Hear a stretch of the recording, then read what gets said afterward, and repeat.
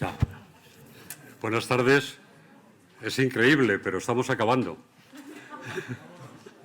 Nos queda ya esta jornada, la sala, las comunicaciones en estas dos salas y luego la última mesa redonda. Así que vamos a empezar ya inmediatamente para ir cumpliendo el horario. Así que, Consuelo, adelante y comunicadores, iros preparando. Bueno, las normas ya las sabéis, no las repito. 10 minutos, yo soy la que avisa y empezamos con Rubén Zulueta Hernández, que va a hablar del camino adaptado, camino accesible.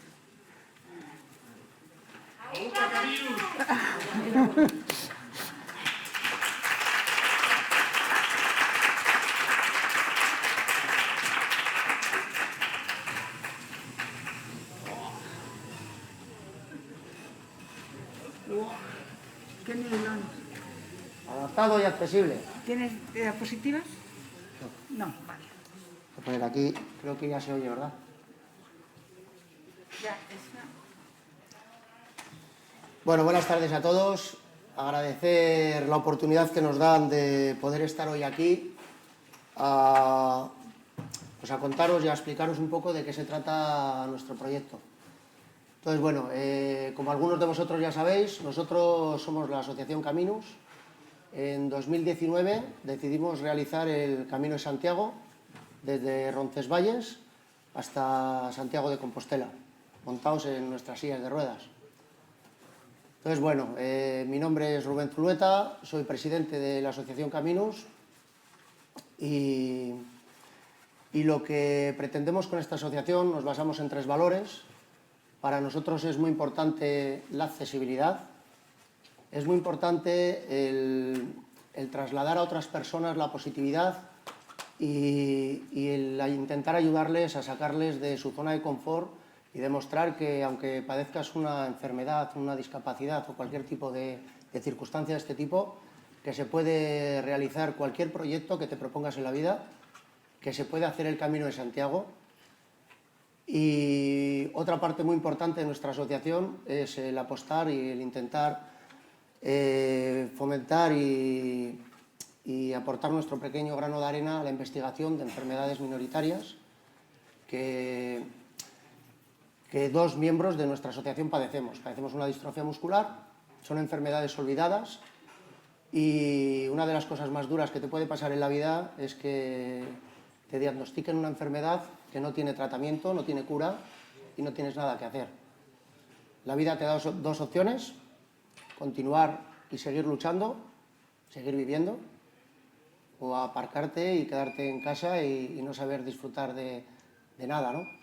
Entonces, bueno, nosotros apostamos como Asociación Caminus, apostamos por continuar. Entendemos que el Camino de Santiago nos aporta mucho, puede aportar mucho a muchas personas.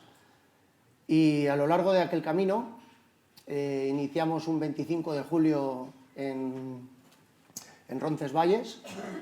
La verdad que habíamos hecho anteriormente algunas etapas, pero todavía no nos había picado el bicho del camino, ¿no? La verdad que nada más llegar a la colegiata, ver esa misa a la tarde, los cánticos gregorianos a la mañana, ya nos indicaban que iba a ser algo muy especial, ¿no? El camino lo hicimos 3 personas, lo hicimos otra persona, un compañero que hoy no puede estar aquí, que también padece esta enfermedad, y nos acompañó una tercera persona, conocedora del camino, que él no tenía ninguna enfermedad, no padecía ningún tipo de discapacidad, pero quería vivir la experiencia y vivir la experiencia con nosotros. Y realizó también ese camino, lo realizó también montando una silla de ruedas. De hecho, en breve, bueno, saldrán cosas hechas por él, por la vivencia que vivió, pero bueno. A lo largo del camino, nosotros, antes de empezar el camino, la verdad que tuvimos que escuchar muchas veces que era imposible, que no se podía hacer. Tuvimos que movernos mucho para convencer a personas de que realmente queríamos hacerlo y lo íbamos a intentar. No encontramos grandes respuestas, nadie se atrevía a decirnos por dónde ir, por dónde no ir. Y esto nos hizo pensar en los demás. Digo, bueno, nosotros lo vamos a hacer, porque lo tenemos claro que lo vamos a hacer, pero vamos a pensar en otras personas. Vamos a intentar que otras personas con este tipo de discapacidades u otras, si les apetece hacer el camino, estamos hablando siempre del camino francés porque es el que hicimos, si les apetece hacer el camino francés o algún otro, esperemos que todos se vayan adaptando, ¿por qué no documentamos lo que hacemos? Entonces, bueno, desde el primer día nosotros empezamos documentando el camino. Para ello creamos una guía, la guía Caminos de Santiago. La guía Caminos de Santiago la tenéis en el Play Store, la tenéis totalmente gratuita y es una guía en la que explicamos de una forma, nosotros no somos ingenieros de caminos ni mucho menos, explicamos de una forma sencilla y que se entiende muy bien por dónde fuimos, dónde hemos podido dormir, qué albergues hemos estado, cuáles eran accesibles, cuáles eran adaptados y está ayudando a muchas personas con discapacidad a dar ese pequeño paso y ese pequeño empujón, ¿no? Uno de nuestros lemas ahora es abriendo caminos. Abriendo caminos lo decimos porque entendemos que cuando una persona sufre este tipo de enfermedades por cualquier motivo, surgen muchos miedos. Entonces, el dar ese paso y salir adelante e intentar salir al camino y vivir una experiencia como un peregrino más, pues es complicado, ¿no? Entonces nosotros decidimos hacerlo, hicimos el camino como peregrinos, en este caso no andando, sino en nuestras sillas de ruedas, pero os puedo asegurar que los sentimientos y lo que nos dio el camino, no voy a decir que más que a cualquier persona, pero realmente os puedo asegurar que metro a metro, según íbamos avanzando, lo que sentíamos era muy potente, ¿no? El volver a verte en la naturaleza, en el camino, con otros peregrinos y lo que eso conlleva, ¿no? Al final, el haberlo documentado nos ha ayudado mucho porque hemos visto que a otras personas le hemos dado ese empujón. Estamos ayudando a otras asociaciones a que puedan hacer este camino. Estamos ayudando a asociaciones que realmente no tienen nada que ver con el camino, pero cada día hay más gente con discapacidad, de cualquier tipo de discapacidad, que quieren vivir esta experiencia. Porque ¿por qué nosotros no? Nosotros también queremos vivir esta experiencia y queremos disfrutarla. Habrá gente que la viva de una forma y otra que la viva de otra, pero como cualquier otra persona. Entonces, bueno, no quiero meterme mucho en la guía, quiero que todos la conozcáis, Play Store, igual que os descargáis cualquier aplicación. La podéis encontrar como Caminos de Santiago y realmente explicamos un poco la historia de cada población que cruzamos, hablamos un poco de la historia, de lo que nos vamos a encontrar en cada población y una parte muy importante explicamos lo que nos vamos a encontrar en el camino. Y cuando yo digo en el camino me refiero al suelo, me refiero que hablamos de que si es un suelo empedrado, si hay pendientes en las que no podemos pasar, o tramos en los que no aconsejamos ir, porque ahora ya voy al camino. Me ha tocado escuchar alguna vez que si pretendíamos que asfaltaran el camino. No, de verdad que nosotros no pretendemos que se modifique nada el camino, pero sí pretendemos que se haga accesible. Y de ahí que hoy la comunicación de hoy la titulamos en su día, ¿no? Camino adaptado, camino accesible. Me gustaría diferenciar un camino adaptado, es un camino que está adaptado para que una persona andando a caballo, en bicicleta o en silla de ruedas pueda transcurrir por él de una forma autónoma, de una forma digna, sin tener que, en nuestro caso, de que nos tengan que llevar a UPAs, de que te tengan que llevar. Un camino adaptado es un camino que te permite circular por él, ¿no? Y un camino accesible es un camino que te permite. La accesibilidad al camino es lo que te permite entrar a este camino. Y ahí es donde detectamos durante muchísimos kilómetros el problema de accesibilidad que hay en el camino. Se está invirtiendo mucho tiempo, trabajo y dinero en que el camino sea accesible, en que el camino sea adaptado. Detectamos muchos más kilómetros de los que esperábamos, de que el camino está bien preparado, está arreglado. Son pistas en muchos lugares y muchos kilómetros, son pistas anchas que nos permiten circular de una forma autónoma, porque para una persona es muy importante el ser capaz de hacerlo de una forma autónoma. pero teníamos un grave problema de accesibilidad. Nosotros, hoy, una de las propuestas que hacemos, entendemos que cuando tú vas por el camino, vas haciendo el camino, todos sabemos que vamos cruzando, tenemos que cruzar muchas nacionales, carreteras pequeñitas o comarcales, muchas entradas y salidas del camino. Un grave problema de accesibilidad es este. El camino está muy bien adaptado, pero no está accesible porque a nadie se le ha ocurrido. No estamos hablando de costos, no estamos hablando de dinero. Cuando se echa la brea en esta carretera, simplemente hay que dejarla caer. Todas las personas que vamos con discapacidad al camino sabemos dónde vamos, sabemos que no vamos a una avenida, sabemos que tenemos que sufrir. No nos van a salir ampollas en los pies, nos van a salir en la espalda o en el culo, hablando claro. O sea, quiero decir que lo vamos a sufrir igual. No queremos que se modifique el camino, pero sí que nos permitan entrar a él. La solución es fácil. O sea, no estamos pensando que nos hagan una rampa de este tipo a lo largo del camino, no. Lo que os comentaba, el dejar caer la brea, el que haya un peldaño así no favorece a nadie, ni a nosotros ni a nadie. Simplemente, si lo convertimos en un camino más accesible, va a ser más accesible para todos, porque entiendo que también hay familias que van con el carrito de sus hijos, ¿no? Cada vez queremos, antes os comentabas, ¿no? Cada vez queremos que vayan más niños, que haya gente más joven. Esto también facilita. Entonces, bueno, ahí me caliento un poco, por eso no quiero estar ahí. Entonces, bueno, dicho esto, una de nuestras propuestas es esta. Entiendo que las asociaciones de amigos del camino sois un poco los que estáis al corriente y al tanto de lo que sucede en vuestro tramo del camino. Como asociación Caminus y como Rubén Zulueta, yo os ofrezco mi colaboración, mi ayuda.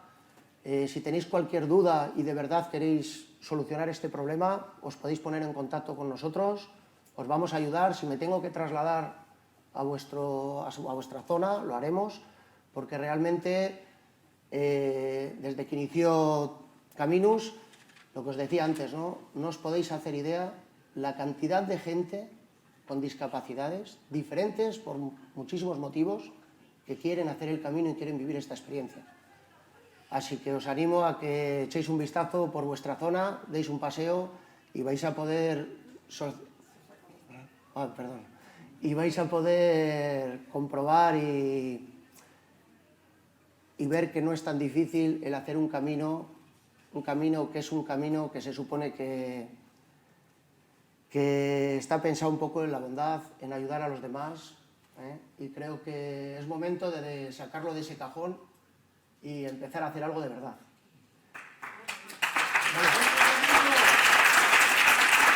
Bueno, muchas gracias.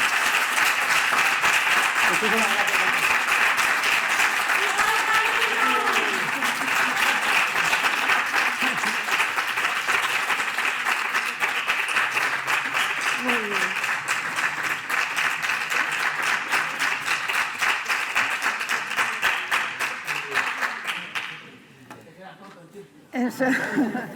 En segundo lugar, comunicante Jacques Joty, presidente de la Asociación Compostela 2000, y va a hablar en francés.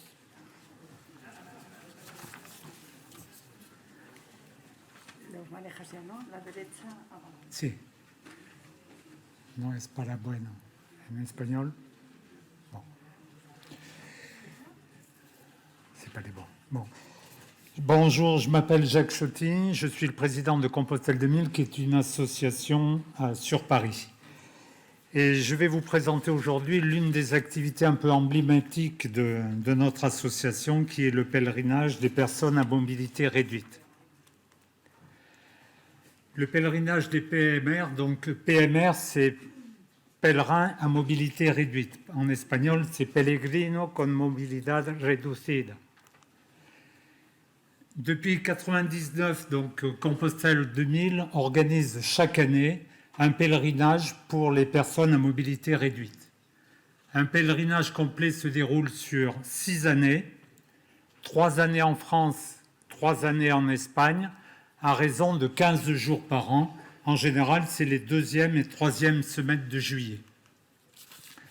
Un pèlerinage complet, c'est 40 à 50 personnes, dont 5 à 6 PMR. On compte 8 personnes valides pour un PMR, sachant qu'il faut des personnes pour tirer les joëlettes, je vais vous expliquer ce que c'est, mais également pour s'occuper des handicapés, assurer leur activité normale, la toilette, le repas, le coucher. Mais c'est avant tout une aventure humaine en autonomie complète. La joëlette, voilà ce que c'est. On utilise ce type d'appareil, donc, qui est un brancard avec un fauteuil et une roue, une personne à chaque bout, et on installe le PMR sur le siège. Le PMR, donc, est un engin tout-terrain. Donc, comme vous pouvez le voir sur les photos, de temps en temps, on met des gens avec des cordes sur le côté pour aider au tractage de l'appareil. Vraiment tout terrain, on peut descendre même les escaliers et on peut éventuellement la monter au pied de la croix de fer. Le pèlerinage des PMR et Compostelle 2000 et notre association est étroitement liés. À l'automne 1997, il y a eu les premières réflexions sur la création de l'association. En septembre 1998, il y a eu le dépôt des statuts de notre association. Et à partir de 1999, le premier pèlerinage est parti au départ du Puy-en-Velay. 3 autres pèlerinages vont être organisés par la suite. Donc les différents pèlerinages qu'il y a eu en 1999 à 2004, le Puy-en-Velay, Compostelle. 2005-2010, Vézelay, Compostelle. 2011-2016, Paris, Compostelle, et ces 3 pèlerinages ont été faits par le Camino Frances. Et le dernier pèlerinage est parti en 2017, il est arrivé en 2019 à Irun, mais en 2020 et 2021, pour raison de Covid, nous n'avons pas pu repartir. Donc nous espérons arriver en 2023-2024, mais on espère bien repartir en 2022, l'année prochaine.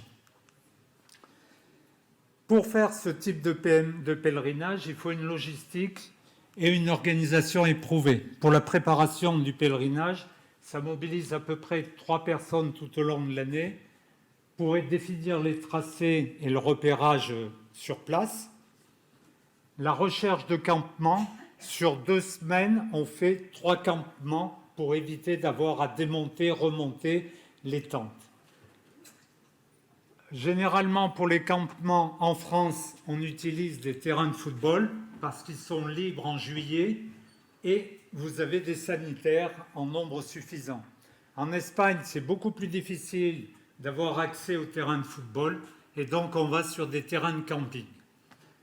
Bon, la rédaction d'un roadbook et d'informations aux participants, la vérification du matériel, l'installation et le rangement du campement, une logique transport des PMR, donc il faut transporter les pèlerins et les PMR depuis le camp de base jusqu'au dernier point d'arrêt du cheminement, tout ce qui est le matériel et les joëlettes, et puis le matériel de restauration.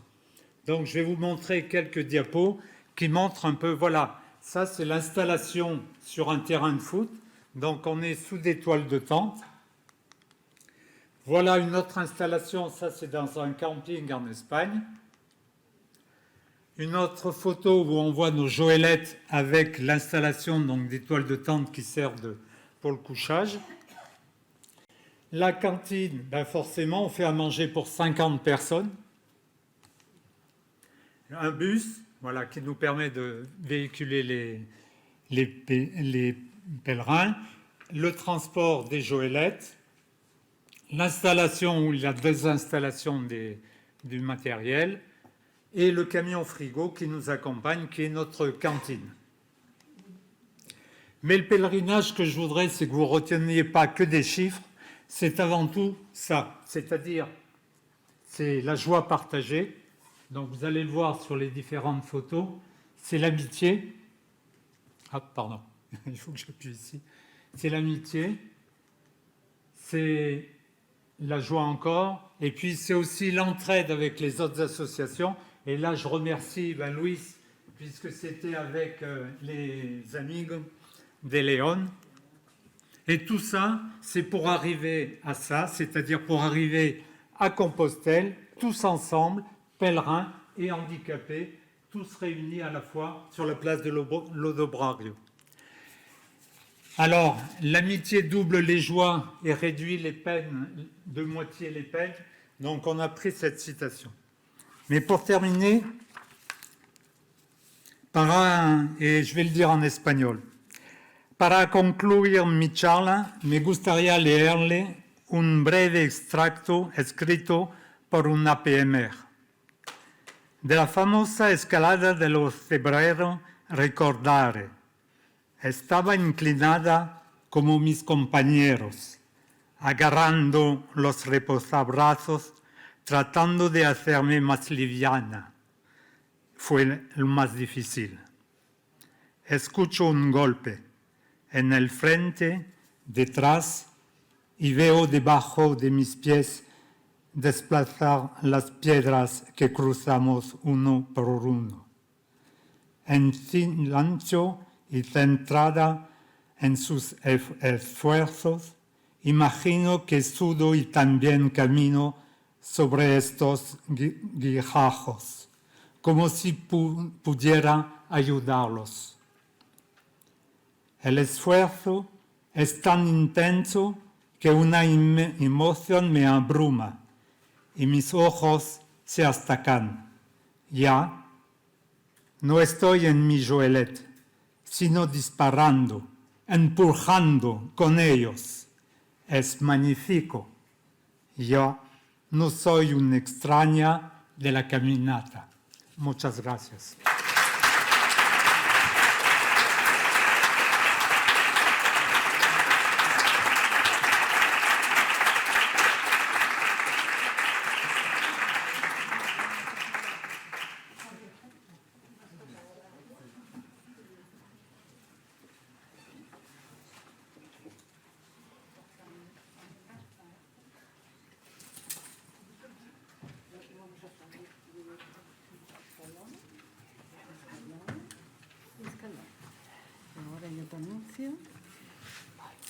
En tercer lugar, Javier García Arcicollar, 11 propuestas para un camino seguro y accesible. Buenas tardes a todos y muchas gracias por venir aquí a escucharme. Y yo voy a ser un poquitín reivindicativo porque en el camino pues, he tenido muchas experiencias, me gusta mucho salir a él y lógicamente encuentras muchas cosas que mejorar. Y yo creo que desde aquí es el sitio y el momento oportuno como para hacerlo. Gracias. Voy a empezar porque me gustaría que los carteles en braille estuviesen en la puerta de los aseos. Claro, si no yo me meto en un aseo y el logo es de mujeres y piensan que soy aposta. Y a lo mejor lo ha sido.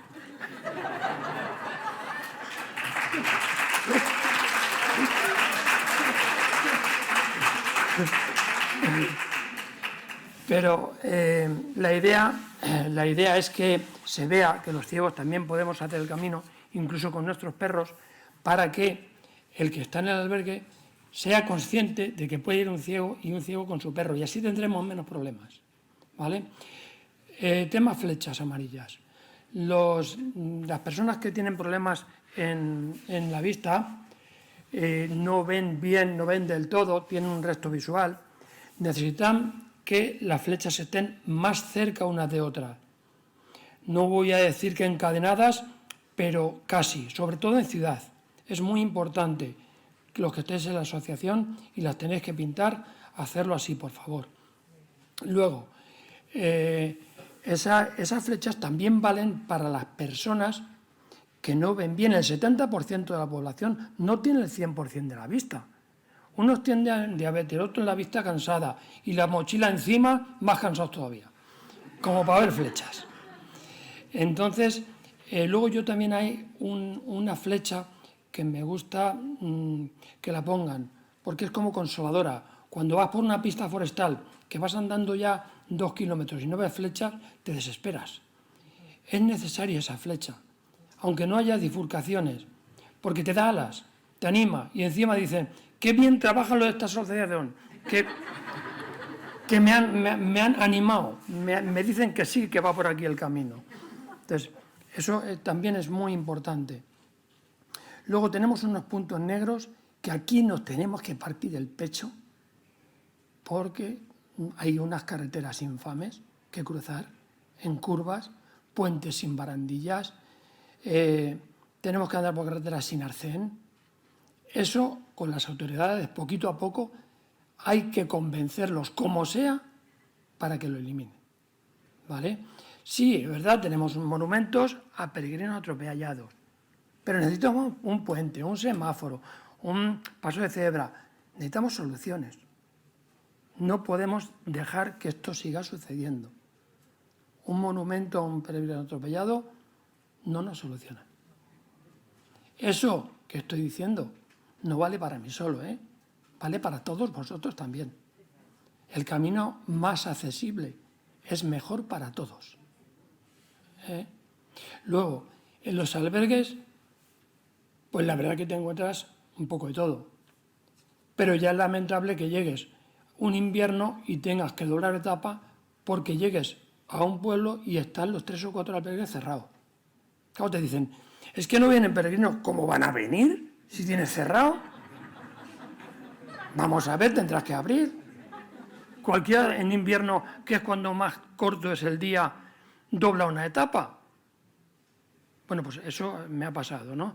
Entonces, eso también a ver cómo nos apañamos para convencerlos. Luego también me gustaría que los albergues todos tuvieran un enchufe en la cabecera de la cama. Es importantísimo hoy en día, todos tenemos algo que cargar, si no una cosa, 2. Luego también tenemos otros albergues que solo tienen una mesa como esta, con 3 o 4 enchufes de estos largos, con lo cual tienes 20 teléfonos ahí juntos. Eso va a ser un mercadillo de teléfonos. Hala, si tienes huevo, busca el tuyo, cieguecillo.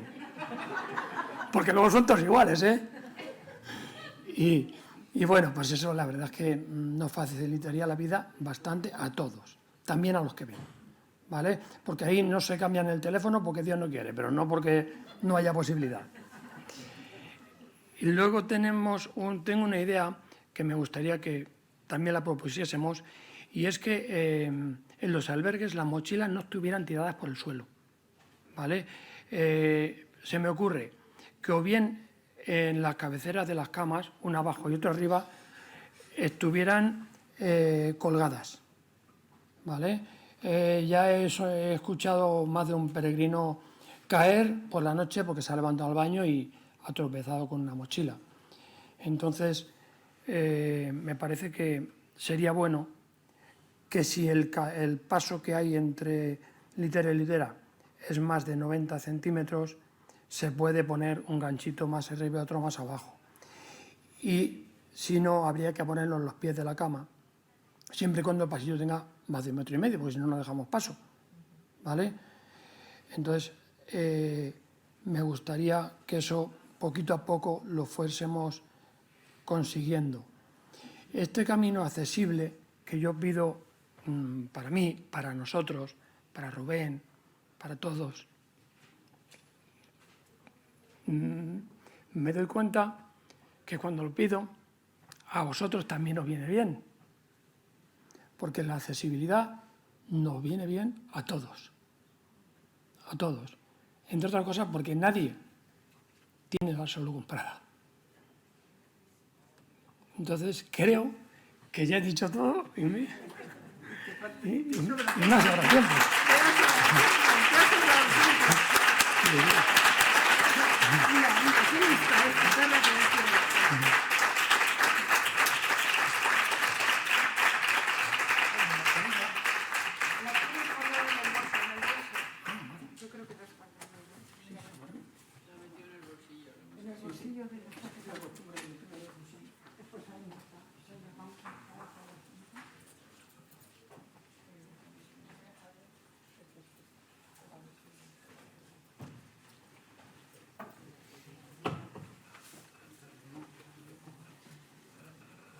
Bueno, en cuarto lugar, el ponente es Jaime Gil Girona.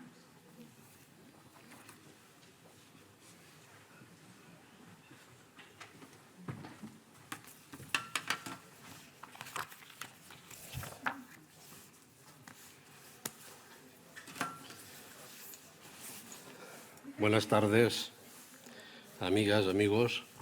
En primer lugar y muy brevemente, dar las gracias a los amigos del Camí de Sant Jaume de Terrassa por haberme dado su apoyo moral en un momento muy difícil de mi vida y haberme acogido a su colectivo, a vuestro colectivo y ahora mi colectivo, el Camino de Santiago. Gracias.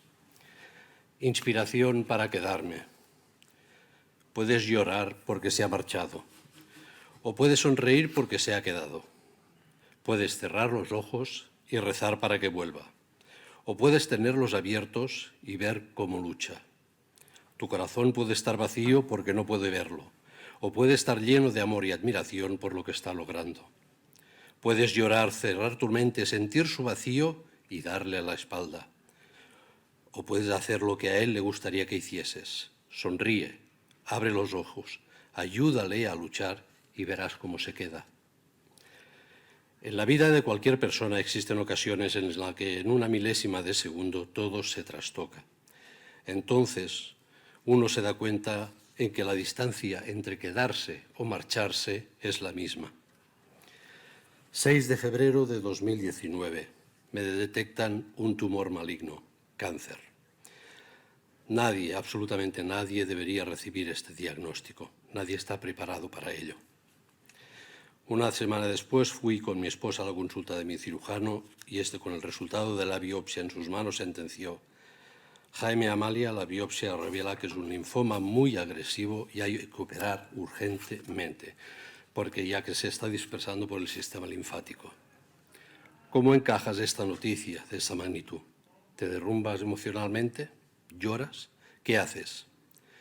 Tardé unos instantes en reaccionar. Miré a mi esposa y lo único que me vino a la cabeza fue: hay que aceptarlo y ser fuertes, aunque en realidad e interiormente no lo aceptaba ni por completo. Aquella era mi ocasión, una de aquellas en las que os he hablado al principio. Entendí que a partir de entonces mi vida estaba en manos del destino y que la distancia entre marcharme o quedarme ya era la misma. Al llegar a casa rompí a llorar, abracé a mi esposa y también a mis 2 hijos, Xavi y Sergi. Necesitaba ese consuelo. Durante unos minutos sentí paz y sosiego. Se sucedieron días, semanas, más de 2 meses muy complicados y difíciles de afrontar, llenos de pruebas, tomografías por emisión de positrones, diagnosis por imagen de medicina nuclear, resonancias, linfomografías, ecografías, analíticas, visitas médicas. Casi al final de este interminable túnel de algo más de 2 meses, el 11 de abril me practicaban 2 intervenciones. La primera en la axila izquierda y una excisión de 8 centímetros para extirpar los ganglios ya infectados del sistema linfático. La segunda de unos 11 centímetros en la parte superior izquierda de la espalda para quitar el tumor y dejar los márgenes de seguridad alrededor. A continuación, debía seguir 1 año de tratamiento en el Centro de Terapias de Nueva Tecnología contra el Cáncer en el Hospital Clínico de Barcelona. Tenía el apoyo incondicional de toda mi familia, pero me sentía muy solo. Me sentía desamparado y con mucho miedo. Temía irme, temía marcharme. No era el mismo, había cambiado. Me adentraba en el lado oscuro de un mundo desconocido para mí. Estaba psicológicamente hundido, deprimido, desmoronado. Ahora la mayoría de vosotros os estaréis preguntando qué tendrá que ver la enfermedad de Jaime con el Camino de Santiago. Pues tiene mucho que ver. Y cuando acabe mi parlamento entenderéis por qué tiene mucho que ver. Y seguro que me acogeréis como uno más de los peregrinos del siglo XXI. Veréis, 3 semanas antes de entrar en quirófano sucedió algo extraordinario. Un milagro, un prodigio, un fenómeno. Etiquetadlo vosotros mismos a partir de lo que os contaré. 16 de marzo del 19. Ese día en Terrassa, la ciudad de Terrassa, la ciudad donde te resido, asistí a la inauguración a la escultura Porta de Terrassa del Camí de Sant Jaume. promovida por Amics del Camí de Sant Jaume de Terrassa y creada por mi buen amigo, el acreditado escultor catalán Juan Ramón Martínez Maldonado. Un majestuoso peregrino de más de 4 metros de altura, hecho de acero corten en material que no se afecta en oxidación, emplazado por un pedestal de piedra y flanqueado por 3 tablones de madera de pino, de casi 300 kilos de peso. Durante los parlamentos del acto me sentía ausente, desconecté, absorto en mi tristeza y quizás algo carente de interés por lo que allí estaba sucediendo. De repente el sol me deslumbró y cambié de ubicación para evitarlo. A mi lado, en la hierba, se reflejaba la majestuosa silueta de aquel peregrino. Eso motivó que alzara la vista hacia él y tuve la impresión de que él también me estaba mirando. Creí haber llamado su atención. Fue un momento mágico e inexplicable. Pasó sin más, porque tenía que pasar. No estaba escrito. Inmediatamente y en aquel mágico momento un único pensamiento vino a mi mente: hacer el camino de Santiago. Jamás, jamás entonces me lo había yo planteado ni pensado. ¿Por qué ahora y de repente? Aún hoy me hago esa pregunta. Me di cuenta al instante de que había dejado de estar en manos del destino y me ponía en manos del apóstol Santiago por primera vez desde el 6 de febrero. Me sentía más cerca ya de quedarme que de marcharme. Sin saber cómo irían las operaciones ni el tratamiento, compré los billetes de ida y vuelta para mi esposa y para mí y ya reservé los albergues para ir de Sarria a Santiago de Compostela. Con la imagen del apóstol Santiago en mi mente a las 24 horas del día, imaginando cómo mi esposa y yo entrábamos en la plaza del Obradoiro, fui capaz de afrontar sin miedo el dolor y el sufrimiento que estaban por llegar. Tenía una inspiración, la inspiración de quedarme.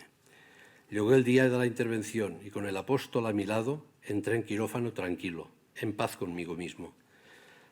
Gracias a Dios, la intervención de la axila como la de la espalda fueron un éxito. Pero ese destino no escrito se mostró caprichoso.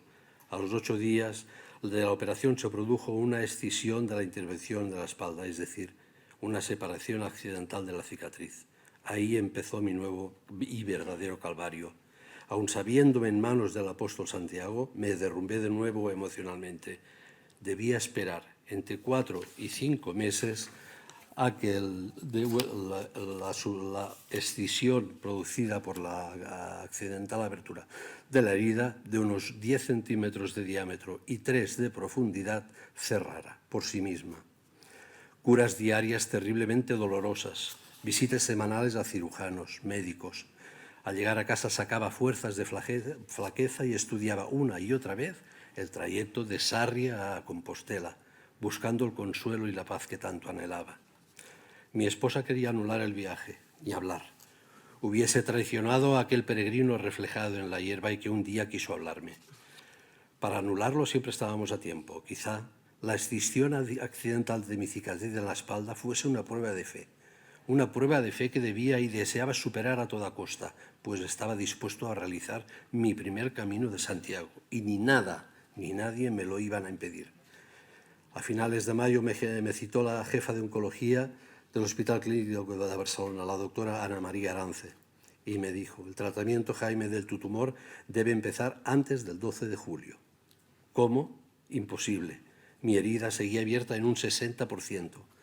Al día siguiente solicité una urgente visita con los cirujanos para que lograran que la escisión se cerrara a tiempo. Les pedí que hicieran lo que fuera, porque el 30 de julio yo me iba de camino de Santiago. Añadiendo también que, según la visita mantenida con la doctora Arance, debía empezar el tratamiento el 12 de julio. Entre sonrisas y lágrimas por parte de los médicos y mías, al escuchar de mis labios mi explicación de anteponer el camino de Santiago al inicio de mi tratamiento, nos pusimos manos a la obra, todos a una, forzando la curación y cierre mediante la colocación de máquinas de succión y drenaje en la herida. 3 máquinas después, con sufrimiento, dolor, esfuerzo y mucha voluntad y mucha fe en mi peregrino, la herida se cerró en un 95%, suficiente para empezar el tratamiento y realizar el sueño, el camino de Santiago. Después de 2 ciclos de tratamiento en el Clínico de Barcelona, ya 11 y 12 de julio y 1 y 2 de agosto, El 15 de agosto del 19, mi esposa y yo emprendíamos viaje hacia Sarria para empezar el tan soñado Camino de Santiago. No pudiendo negar el sobreesfuerzo físico que tuve que hacer, el 20 de agosto del 19, Amalia, mi esposa y un servidor entrábamos en la plaza del Obradoiro. Os aseguro que fue uno de los días más felices de mi vida. Sentí una sensación que jamás olvidaré. Recoger mi primera Compostela y certificado de distancia en la oficina de peregrino fue algo maravilloso, algo por lo que vale la pena vivir. Fue en ese preciso instante cuando en mi interior hice una promesa al apóstol Santiago. Peregrinaría cada año a Santiago para dar gracias por vivir, para dar gracias por haberme quedado. En octubre del 19 ya tenía los billetes de avión para volver a peregrinar el verano siguiente y en febrero del 20 ya tenía reservados los albergues para el verano del 2020. Iba a hacer el camino portugués. Durante los 12 meses que iba a durar el tratamiento, entre medias tuve que detenerle casi 2 meses porque me afectó a un riñón, dejó de funcionarme y empecé otro proceso de curación. Acabé con todo el tratamiento oncológico 4 días antes de coger el avión a Tui, hacia Vigo. Y sí, el 7 de agosto del 2020 llegué de nuevo y por segundo año consecutivo a la plaza del Obradoiro. Orgulloso de mí mismo, recogía mi Compostela y certificado de distancia en la oficina del peregrino. Pero este pasado verano tenía ya preparado y me disponía a realizar el camino primitivo. Pero como mencioné anteriormente, el destino de las personas no está escrito y algunas veces es más caprichoso de los que nos creíamos. Entre febrero y julio del presente tuve que superar 3 intervenciones quirúrgicas más. Con estas ya eran 5 y aún me faltan 3. Y por si ya no tenía suficiente, la última semana de julio, antes de marchar de nuevo al camino, se trastocan de nuevo las cosas. Tuve una dolencia muy grave en el corazón debido al tratamiento. Tuve que pararlo todo. Tampoco no pude hacer el camino. Los oncólogos me lo prohibieron, pero tampoco pudo conmigo. El peregrino y yo ya habíamos decidido quedarnos y ni nadie ni nada nos lo iba a impedir, aunque este año no pudiera realizar el camino. Fue entonces cuando los oncólogos del hospital que se ocupaban de recuperación me prohibieron tajantemente realizar tal esfuerzo este pasado verano. No podía hacer otra cosa que hacerles caso, evidentemente, y empezar a pensar ya en el verano de 2022 para llevar a cabo un nuevo peregrinaje. Doy gracias a Dios y al apóstol Santiago y a la imagen que iluminó aquel 16 de marzo del 19 por haberme permitido peregrinar a Santiago en el 19 y en el 20. Para mí 2 años muy difíciles de pasar. 2021 ha sido un año muy complicado también, siendo una enorme tristeza por no haber podido realizar mi peregrinaje. Pero mi mayor deseo es sacar fuerzas de flaqueza para peregrinar todos los años que me queden de vida, los cuales espero que sean muchos, porque tengo muy claro que yo no me marcho, me quedo.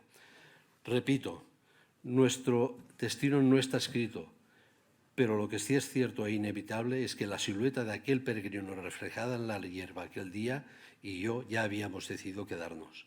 Si una cosa he aprendido en estos últimos 3 años de sufrimiento y dolor es que por encima de todas las cosas existe la fe y la esperanza. Quizás, o mejor aún, seguro que sin ambas hoy yo no estaría compartiendo este hermoso día con todos vosotros. Amigas, amigos, si tenemos fe y esperanza, yo me pregunto, ¿es necesario entender la vida? Creo que no. Creo que debemos vivirla con pasión, con aprecio al prójimo, con humildad, con mucha humanidad, sin rencores, y todo, tanto para lo bueno como para lo malo, aceptando con mucha fe y esperanza las situaciones y emociones que nos vienen dadas y que nos depara la vida, aprendiendo a gestionar nuestras emociones más allá de nuestra felicidad. Muchas gracias.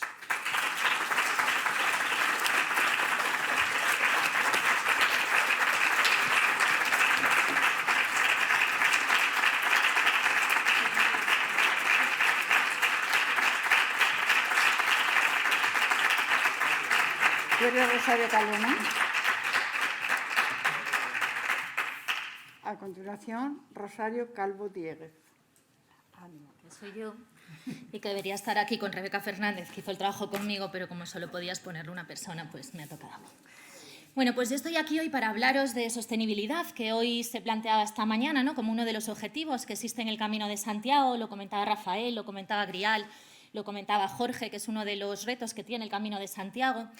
Y planteo la sostenibilidad y la planteamos desde un término que nosotros enfocamos en tres aspectos, ¿no? La sostenibilidad a nivel personal, a nivel natural y a nivel patrimonial.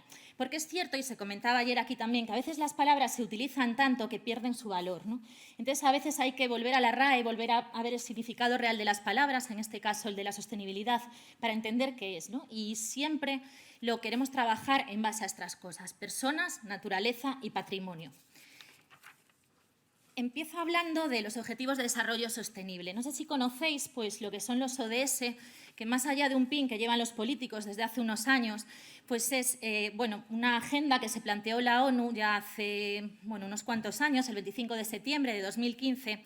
Adoptaba la ONU la llamada Agenda 2030 sobre el Desarrollo Sostenible. Y era como una serie de objetivos, 17 en concreto, 169 acciones, que se planteaban los países en varias esferas: una esfera económica, una esfera social y una esfera ambiental. Estos objetivos, podéis conocerlos ahí, ¿no? Todos los países que aprobaban este decreto que tenía ahí la ONU, se planteaban que tendríamos que llegar a ellos en el 2030. Los años avanzaron y en el 2019 el secretario general destacaba que habíamos dado pasos, pero que todavía nos quedaban muchos por dar, y llamaba a la década de la acción, para intentar acelerar y buscar soluciones y trabajar a tres niveles: a un nivel mundial, desde los gobiernos y desde las políticas; a un nivel local y, sobre todo, también a un nivel personal. En ese momento nos empezamos a plantear un grupo de trabajo cómo podíamos llevar estos objetivos de desarrollo sostenible al Camino de Santiago. En Correos llevábamos tiempo involucrados en los ODS, ¿no? en acciones muy concretas, en acciones medioambientales, como fue pues, nuestro proyecto Línea Bosques, en el cual unos céntimos de cada embalaje que vendemos lo llevamos a proyectos de reforestación. Hemos reforestado ya 9 bosques en España. Tenemos una de las mayores flotas eléctricas del país. También a nivel social hemos creado una plataforma que se llama Correos Market para dar cabida a que los pequeños productores puedan vender más allá de grandes plataformas como Amazon, o apoyamos iniciativas como La Pueblo para intentar fijar población en entornos rurales. Y pues esas pequeñas iniciativas que también tienen cabida en el Camino de Santiago, porque Correos está muy presente en el Camino. Tenemos más de 150 oficinas en el Camino. Por ejemplo, en esta iniciativa de La Pueblo está ahora mismo ayuntamientos como el de Belorado, que está en pleno Camino francés. Veíamos que sí, que estábamos teniendo cierto impacto en el Camino, pero queríamos llevar un poquito más esos ODS al Camino. Lo queríamos hacer porque vemos que están muy asociados a los valores jacobeos, no son nada lejanos los objetivos que se plantea la ONU, con muchos que se han trabajado en el Camino a Santiago. Y también porque pues es un reto que tiene el Gobierno de España y que incluso en el Plan Turístico Nacional Xacobeo, que se presentaba este junio, en su página 5, hacía referencia a cómo desde el Camino de Santiago se podía trabajar, ¿no?, en desarrollar los objetivos de desarrollo sostenible. Y empezó aquí nuestro proyecto, ¿no? ¿Qué nos planteábamos hacer? Pues, por un lado, difundir y dar a conocer estos objetivos de desarrollo sostenible a todos los peregrinos que hacen el Camino de Santiago, pero también a todas las personas que están relacionadas con el Camino, bien sean pues, personas que viven en esas localidades o personas pues, que por algún contexto o relación pues, pudieran estar cercanas a él. Y después una cosa muy clara, ¿no?, en llevarlos a la acción, ¿no? Nos queríamos involucrar porque la literatura está muy bien, pero sin hechos pues, tampoco llegamos a tener el desarrollo de estos objetivos. ¿Qué hicimos? Pues creamos una serie de vídeos para difundir.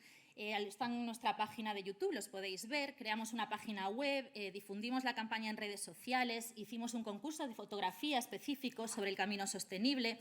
Incluso llegamos a crear un mapa de árboles del Camino francés que iba en vuestra bolsita que pudisteis recoger estos días. ¿Por qué? Porque creíamos que solo se protege aquello que se conoce. Entonces, lo primero que teníamos que hacer es dar a conocer tanto el patrimonio natural, el patrimonio y también el personal del Camino de Santiago.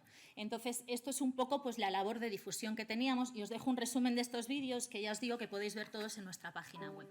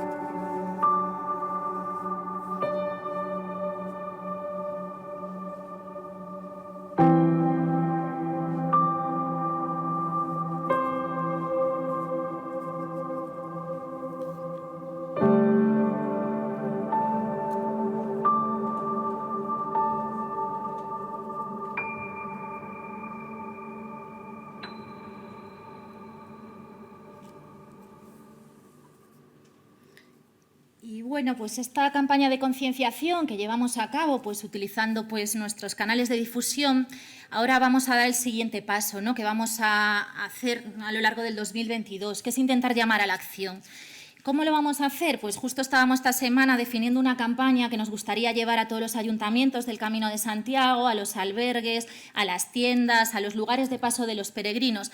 ¿Para qué? Para poder hacerles reflexionar sobre cómo nuestros comportamientos de hoy pueden repercutir en el futuro del mañana y cómo nosotros desde nuestro lado personal podemos ayudar a que el Camino de Santiago sea sostenible y también la sociedad en la que vivimos y el mundo, y que nosotros podamos contribuir a esa consecución de los Objetivos de Desarrollo Sostenible y ese Plan de Acción 2030. Estamos creando una serie de pegatinas para poder colocar con acciones muy concretas y enfocadas sobre todo a algunos, ¿no?, de esos objetivos que creemos que podemos trabajar en el camino. Y estos son algunos pocos, pero seguro que se os ocurren muchos más. Creemos que podemos trabajar en el ahorro de agua en los albergues. Creemos, por supuesto, que se puede trabajar en la interculturalidad, en conocer y respetar otras culturas. Qué mejor lugar que el Camino de Santiago, donde vienen personas de más de 190 países, ¿no?, trabajar la interculturalidad. Creemos que se puede conocer la cultura local y el patrimonio, el rico patrimonio que tenemos a lo largo de los caminos. Creemos también que podemos reflexionar y actuar sobre el consumo de productos locales para ayudar a las economías locales, para no crear también pues, grandes flujos logísticos que tengan que traer nuestros productos y consumir productos de kilómetro cero. Por supuesto que desde el camino se puede ayudar a reducir residuos, reciclaje y hay campañas de reciclaje, pues desde llevar una bolsa encima para no coger bolsas de plástico como para pues, utilizar unas botellas que podamos reutilizar, ¿no? También que podemos apoyar proyectos de reforestación utilizando productos responsables, pero creo también, mira, ahora han salido proyectos de accesibilidad que también que van muy unidos a también los objetivos de ODS, ¿no?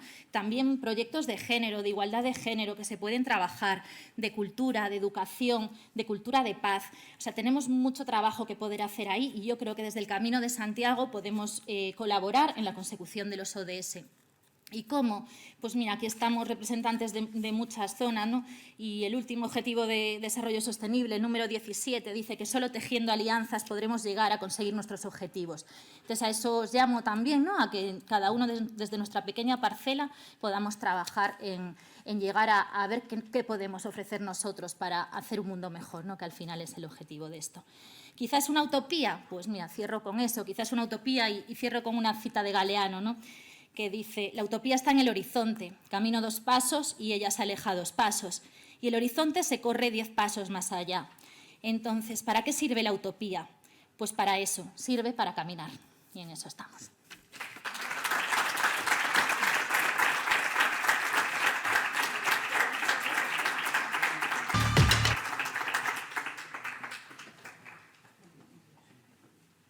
Y el último ponente, Amando Calzada Arija. Arija.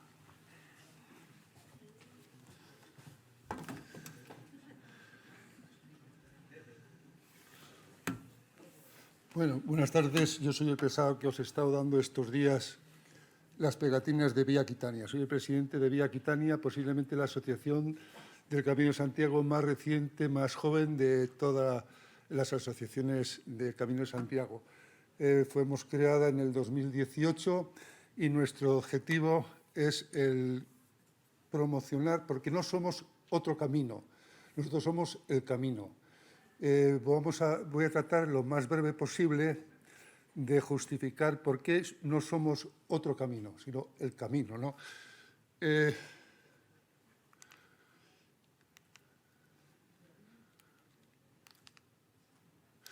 El tramo que estamos recuperando, nosotros tenemos la idea de recuperar la calzada romana de Aquitania en un tramo que va desde Tardajos hasta Carrión de los Condes, que era por donde pasa la vía aquitana. Nosotros nos hemos llamado vía Aquitania por diferenciarla un poco de la totalidad que es la vía aquitana, ¿no? Están colaborando, en un año logramos la colaboración de 11 municipios, que entre los 11 municipios están luchando todos los alcaldes por poner en valor esta vía, ¿no? Ahí están los municipios por donde pasa fundamentalmente. Arriba ponen los nombres en romano porque eran realmente las poblaciones originales. Teniendo en cuenta que, por ejemplo, por Segisamone, que es Sasamón, pasan 7 vías romanas, porque estuvo allí César Augusto en la rebelión de los cántabros y era donde tenía el campamento central que suministraba tropas del Fresco a León y las médulas para la recogida de oro. Entonces, las calzadas romanas, yo recuerdo que en mi pueblo, en Sasamón, aunque yo no vivo en Sasamón, vivo en Madrid, pero estoy enamorado de la cultura de nuestra tierra y había que poner un poco en valor esta circunstancia. Pero yo recuerdo que los campesinos de mi pueblo, cuando pasaban por un lugar, decían, hoy por aquí, en invierno, es el único camino del pueblo, de los pocos, que decían textualmente, no se atestan los carros, y no sabían por qué. La verdad que no sabían por qué, porque no sabían que aquello era una calzada romana. Aquí os he puesto yo cómo se hacían las calzadas romanas, que tenían unos macadanes impresionantes y era imposible, claro, allí almacenar que se fuera el barro y atestar. Entonces, en aquella época, tened en cuenta que esta calzada es del año 2 antes de Cristo, o sea que es mucho anterior al Camino de Santiago, ¿no? Entonces, en aquella época, los romanos vinieron e hicieron caminos por donde ya podían transportar sus cuadrigas, sus guerreros y sus mercancías. Hicieron realmente una red tremenda de carreteras, de autopistas por toda España. Como César Augusto estuvo allí, pues allí instaló pues, un enjambre de carreteras, ¿no?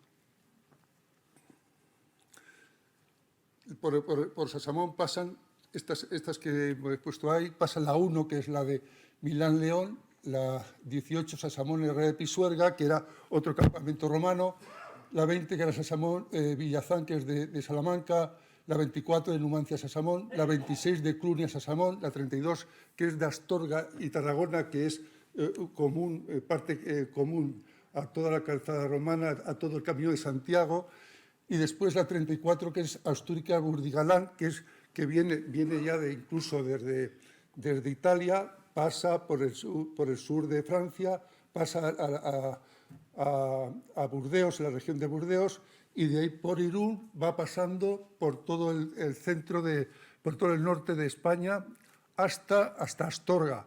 Astorga era porque era muy importante por las médulas, para sacar el oro de las médulas, que es lo que se llevaron los romanos, ¿no? Entonces, cuando vinieron otras generaciones, otras civilizaciones, ¿qué es lo que utilizaban? Lógicamente no iban a ir por los ríos o por lugares donde no había trochas o caminos que eran impracticables. Tenían que practicarlo e ir por las calzadas romanas, ¿no? Y nosotros lo que estamos tratando de hacer es el trozo que se ve ahí, que son unos 74 kilómetros que fue olvidado. Con el Camino Santiago en el siglo XI ya fue olvidado, pero desde el siglo IX, en cuanto se descubrió el sepulcro de Santiago, ya empezaron a ir por ahí los peregrinos. Estuvieron pasando los peregrinos, pero no han dejado de pasar nunca, nunca. O sea, en 1960 también pasaban peregrinos. Y ahora actualmente, cuando no estaba marcado todavía el camino por ahí a Santiago, siguen pasando los peregrinos. Por ahí pasan todos los años, podemos contar hasta centenares, ¿no? Y que vienen ya organizados ellos, sin que nadie les diga, sino que se han argumentado y se han informado por dónde es el camino más corto y van por ahí. Porque el camino más corto a Santiago, desde Irún, es precisamente por la calzada romana. Ellos hicieron lo lógico. No iban por montes ni nada, sino acotaban lo más rápido, lo más recto y para llegar lo antes posible. Por ejemplo, podemos encontrar en Sasamón, esto es un vestigio de estas calzadas. Aquí podemos ver una calzada romana que está en el pueblo. Y ese es un puente romano. Hay 3 puentes romanos. Para cada calzada tenían un puente. Bueno, pues este es uno de los puentes romanos. Este es un hito que pusimos en el año 2018, cuando decidimos poner en valor la calzada y empezar a poner hitos para que los peregrinos pudieran pasar por ella. Pusimos ahí un hito que es conmemorativo. Realmente este hito no estaría ahí, sino es simbólico, porque estaba ya la calzada romana y aprovechábamos que está ya la calzada romana, porque realmente el hito 0 te diría que está en el centro del pueblo, al lado de la iglesia. Las calzadas romanas se empezaban a medirse desde un punto y ponían miliarios. Y desde ese punto iban radiales indicando dónde querían ir. Bueno, pues en Sasamón era el punto principal y salían el punto 0 de estos milarios radialmente. ¿Por qué no pasó por allí después, en el siglo XI, las calzadas romanas? O el Camino de Santiago. Muy fácilmente. Mirad, ahí os pongo que Alfonso II fue el primer peregrino que hubo a Santiago, el que promocionó, el que puso España le puso en Europa, y entonces él se utilizaba en ese momento desde la Bardulia, Castilla, que es donde él empezó a crear Castilla, que está al norte de la provincia de Burgos, por Espinosa de los Monteros, por ahí es donde el origen de Castilla. Después potenció Vitoria, Rioja y Burgos. Después, Sancho III de Navarra, por inseguridad con la Rioja, porque aquí estamos hablando de cuando los musulmanes estaban aquí, había cierto problema para poder pasar por las vías. Pero la calzada romana se estaba respetando bastante bien porque era un poco terreno de nadie, ¿no? Había unas veces que las racias moras hacían el descalabro para quitar las gallinas y los corderos a las poblaciones cristianas, y otra vez eran los propios cristianos los que hacían eso. O sea, se respetaban y se guardaban prácticamente un entente cordial. Y entonces se mantuvo ahí. Pero, ¿qué pasó después? Después, esto lo vamos a tratar para no hacerlo muy largo, que empezó la repoblación, y entonces empezó a bajar la repoblación. Ya la calzada romana se quedaba como ya muy dentro del lugar seguro. Entonces vino los reyes de esa época, empezando por Alfonso VI, que dijo, bueno, por donde pasa la calzada romana son poblaciones de Beetría, que eran de segunda línea, por decirlo así. Entonces yo ahora voy a proteger a poblaciones y las voy a hacer de realengo. Y entonces es cuando hizo Castrojeriz, hizo Hornillos del Camino, hizo Ontanas, y empezó él a comercial por esa situación. Entonces su hermana, Urraca, se casó con Guido de Borgoña, que era hermano de que fuera después el Papa, Calixto II.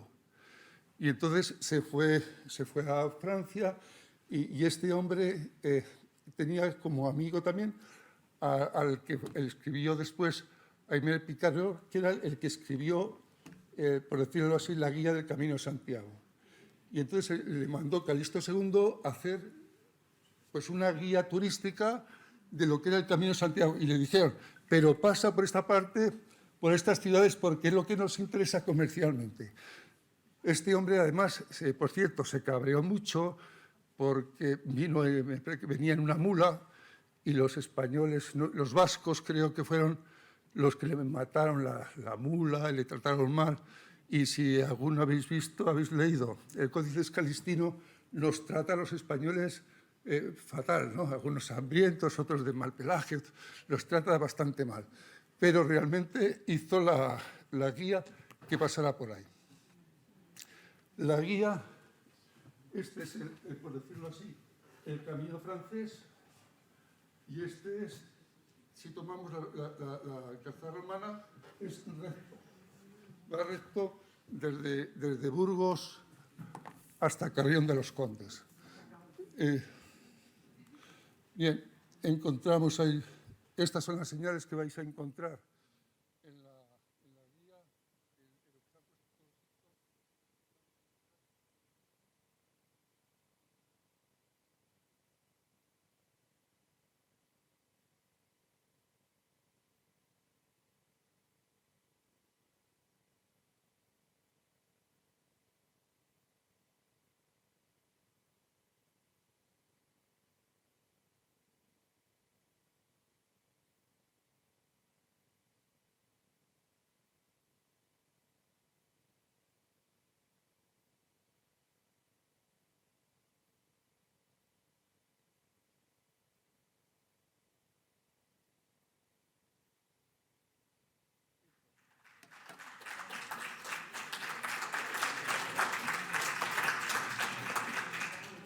De todas formas, en la pegatina que os hemos dado, encontraréis un vídeo que se puede ver todo el camino, lo que ofrece el camino.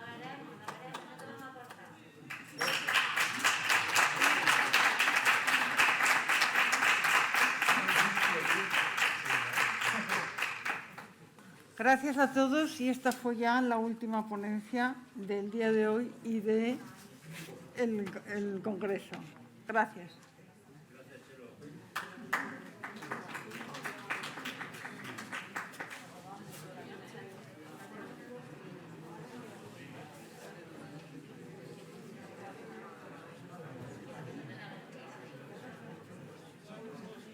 Un poco de alcohol.